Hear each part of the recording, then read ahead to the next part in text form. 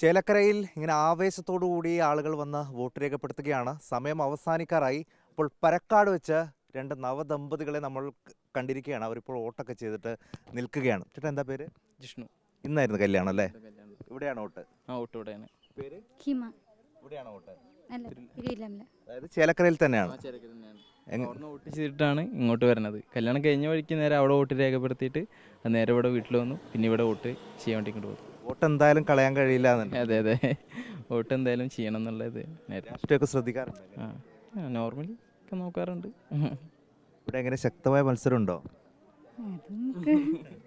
എന്തായാലും ശക്തമായിട്ട് തന്നെയാണ് എല്ലാ പാർട്ടിക്കാരും നിൽക്കണത്. ആരാന്നുള്ളൊരു ഇതിലാണ്. കല്യാണ തിരക്കിന്റെ ഇടയിൽ ഇതൊക്കെ ശ്രദ്ധിക്കാൻ സമയം കിട്ടിയിരുന്നു, ഈ പ്രചാരണമൊക്കെ? പരിപാടികളൊക്കെ കാണാനൊക്കെ ആയിട്ട് പോയിട്ടുണ്ടായിരുന്നു. അതിൻ്റെ ഇടയിൽ കൂടെ അതും നോക്കുന്നുണ്ടായിരുന്നു. അതിൻ്റെ ഇടയിൽ കൂടെ കല്യാണത്തിന് ആള് കുറഞ്ഞോ തെരഞ്ഞെടുപ്പ്?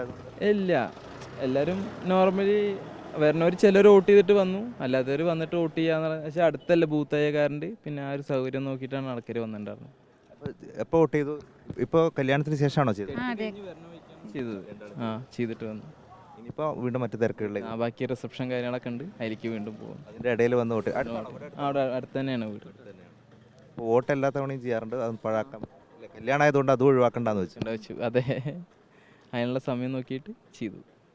രസതാണ്. അപ്പോൾ കല്യാണ തിരക്കുണ്ട്, പക്ഷെ അതിനിടയിലും വോട്ട് രേഖപ്പെടുത്തുക എന്നുള്ള നമ്മുടെ അവകാശമുണ്ടല്ലോ, അത് കളയാൻ കഴിയില്ല എന്നാണ് അവർ പറയുന്നത്. അപ്പോൾ ഇനി വീണ്ടും മറ്റു തിരക്കുകളിലേക്ക് അവർ പോകുന്നു. അപ്പോൾ ചേലക്കര വിധിയെഴുത്ത് തുടരുകയാണ്. നല്ല തിരക്കുണ്ട് എല്ലാ ബൂത്തുകളിലും. വോട്ടെടുപ്പ് സമയം അവസാനിച്ചും ഒരുപക്ഷെ ക്യൂ തുടരാനുള്ള സാധ്യതയാണ് പല ബൂത്തുകളിലും ഉള്ളത്.